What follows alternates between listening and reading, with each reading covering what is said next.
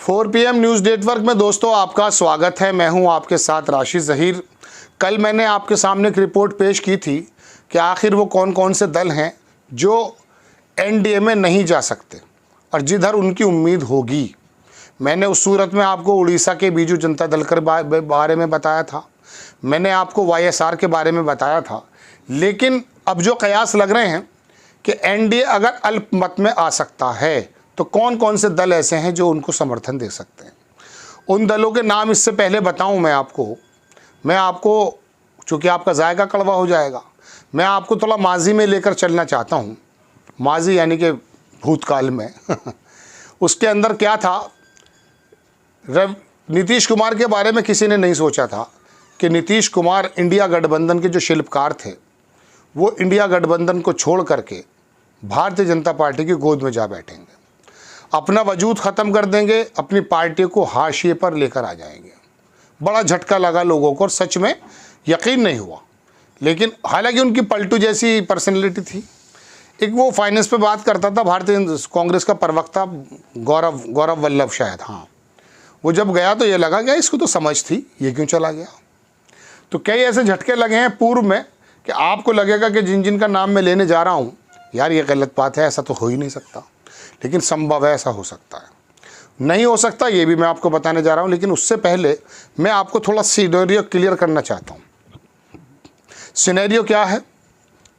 एक सिनेरियो ये है कि मोदी जी फुल बहुमत में आ जाएंगे, सरकार बना लेंगे एनडीए के साथ। और एक सिनेरियो ये भी है कि इस समय भारतीय जनता पार्टी के खिलाफ कांग्रेस का जो गठबंधन है वो शायद 300 सीटों पार करके सरकार बनाने जाएगा। लेकिन दबी ज़बान में ये वाली बातें भी होती हैं दोस्तों कि अल्पमत में आ सकते हैं। भारतीय जनता पार्टी सबसे बड़ा दल है, इस बात की सभी की हम वो है, हालांकि इसमें कोई दो राय नहीं। हो सकता है वो 150 से ऊपर सीट लेकर आए, कोई 200 भी कहता है, तो मुझे भी लगता है कि 150 से ऊपर तो आ ही जाएंगी। आप कहेंगे अरे वो तो 300 आ रही हैं, नहीं, वो भी एक सिनेरियो है, 300 भी आ सकती हैं, 150 भी आ सकती हैं, 150-200 के बीच। तो ऐसे समय में 210-220 एनडीए पे अगर आ जाती हैं तो बाकी कौन से दल हैं जो Bharatiya Janata party ED, CBI या किसी के भी माध्यम से जोर दे करके, चूँकि जाहिर सी बात है ब्यूरोक्रेसी और तमाम तंत्र अभी किसी के हाथ में, तो आपको मालूम है। मैं आपको महाराष्ट्र लेकर चलूँ, अगर आप नाराज़ ना हो, बाल ठाकरे के साहबजादे, जो आपको लगेगा नहीं, मुझे भी नहीं लगता, पर्सनली मुझे नहीं लगता।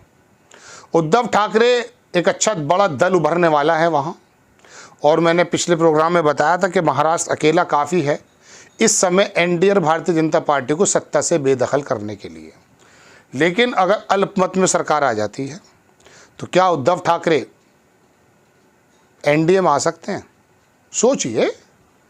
देखिए, शिंदे का वजूद तो ख़त्म हो जाएगा इस इलेक्शन के बाद भारतीय जनता पार्टी की नज़रों में।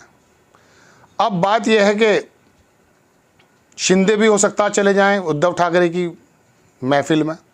लेकिन अगर मोदी जी ने अपने तमाम चीज़ों का इस्तेमाल किया, पुराने ताल्लुकात बताए और भारत और हिंदुत्व और तमाम चीज़ों के सवालात आए, और ज़ोर तो उन पर दिया नहीं जा सकता क्योंकि जितने भी ज़ोर देने वाले फैक्टर्स थे वो तो पहले से ही भारतीय जनता पार्टी में सम्मिलित हो गए हैं, ईडी, आईडी जो भी हो सकता था।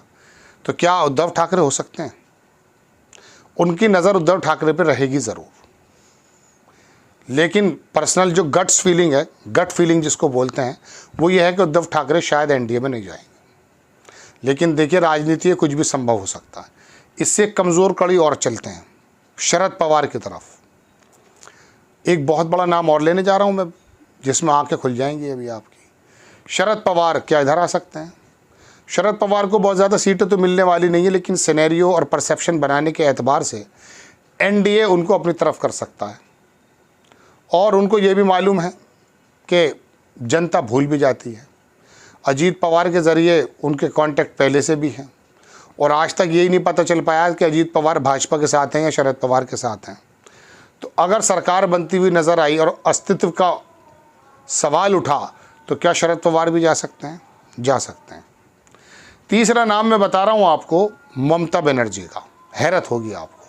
ममता बनर्जी बहुत बड़ा दल बनकर उभरने वाली हैं ममता बंगाल में, और उनकी पूरी लड़ाई, इसमें कोई दो राय नहीं है कि वो भारतीय जनता पार्टी के ख़िलाफ़ है, लेकिन उनको ये मालूम है कि उनका वोट अगर खिसक कर जाएगा कभी, तो वो या तो वहाँ के जो वामपंथी दल हैं, लेफ़्ट जो हैं दल, उन पर या कांग्रेस पर, चूँकि उन्हीं के दल से, उन्हीं के वोट से निकल करके ममता बनर्जी की तृणमूल कांग्रेस बनी है। लेकिन ममता बनर्जी के रूप पहले देख भी चुके हैं। उनके भतीजे को ईडी और सीबीआई के माध्यम से फंसाया जा रहा है और दुनिया भर की पूछताछ चलती है। पिछले दिनों मोदी जी को लेकर उनका कुछ नरम रवैया भी नज़र आया था। जितनी मुखर वो नज़र आई, उसके बाद वो थोड़ी ठंडी भी पड़ गई थी।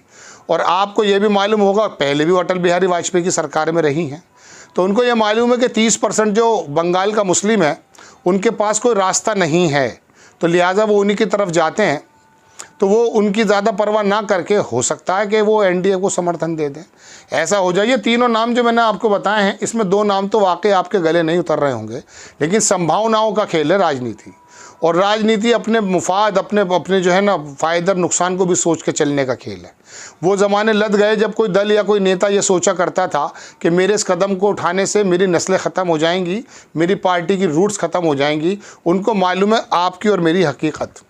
22 जनवरी को प्राण प्रतिष्ठा इस आह्वान के साथ किया था भारतीय जनता पार्टी और मोदी जी ने कि पूरे देश में राममय माहौल हो जाएगा। आपने 4 दिन नहीं लगाए, आपके दिमाग से बुखार उतर गया, हिंदुत्व का बुखार उतर गया। 100 बरस की राजनीति की है, 100 बरस की राजनीति इन द सेंस आरएस ने मेहनत की है, वो बुखार उतर गया।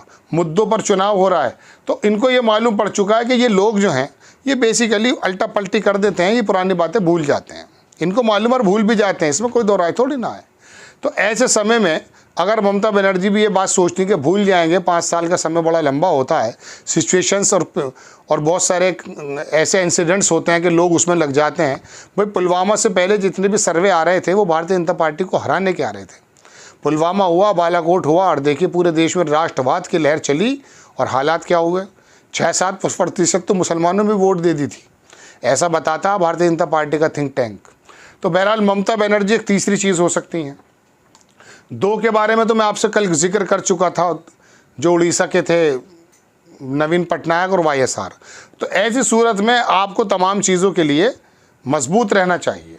बात यह है दोस्तों कि ये तमाम चीज़ें आपके सामने हैं और ऐसी संभावना हो भी सकती है।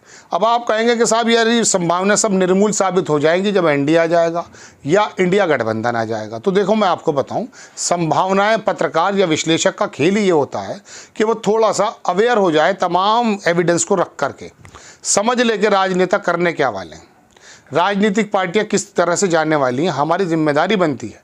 देश के मीडिया ने दरअसल आपको एक इस तरह से कन्फ्यूज़न में डाल दिया है कि 400 पार, 370, 303, 272 और इंडिया गठबंधन कितनी सीट है। आप कंफ्यूज हैं चूँकि आपके पास ज़राए नहीं हैं तमिलनाडु के बारे में जानने के लिए। तो हमारी जिम्मेदारी ज़्यादा बन जाती है कि हम तमाम जगहों से अपने नुमाइंदे और अपने सहपाठी और अपने जो कुलीग्स हैं उनसे तमाम खबरें ले करके सही तौर से आपको बताया जाए। लेकिन ये गोदी मीडिया का शोर, दूसरी बात आपको सही बात सामने आने नहीं देता है। लेकिन एक बात और भी है, सोशल मीडिया पे आपको इंडिया गठबंधन के लोग मिल रहे हैं, हालांकि इनके लोग भी पैदा हो गए हैं। और गोदी मीडिया में तो आपको मालूम है मोदी जी को 450 दिखा रहे हैं, वो ईश्वर का रूप बता रहे हैं, वो तो उनकी बात ही छोड़ दीजिए। तो ऐसे समय में लेकिन एक बात और भी है, आप भी दरअसल वही सुनना चाहते हैं जो आपका दिल चाहता है। आप अगर मोदी जी के समर्थक हैं तो मैं बुरा लगने लगूंगा, चूँकि अगर मैं इंडिया गठबंधन की बात करूँगा, और अगर आप इंडिया गठबंधन के समर्थक हैं, अगर मैं मोदी जी को कोई तारीफ़ करूंगा तब मैं आपको बुरा लगने लगूंगा। तो आप भी वही खबर सुनते हैं दरअसल। तो निष्पक्ष खबरें जो ज़मीन पर हों, जो सरकार से सवाल पूछने वाली हों, वो अगर कोई बंदा आपको देता है तो उसको सुना है। बहरहाल ये एक संभावनाएं बताई मैंने आपको कि 3 लोग थोड़े से टारगेट पर हो सकते हैं अल्पमत की सरकार बनने पर, त्रिशंकु बनने पर। आपको खबर कैसी लगी अपनी राय कमेंट्स बॉक्स में ज़रूर दीजिए। चैनल को सब्सक्राइब कीजिए, शेयर कीजिए। नेक्स्ट टाइम में किसी खबर के साथ हाजिर होता हूँ। जय हिंद।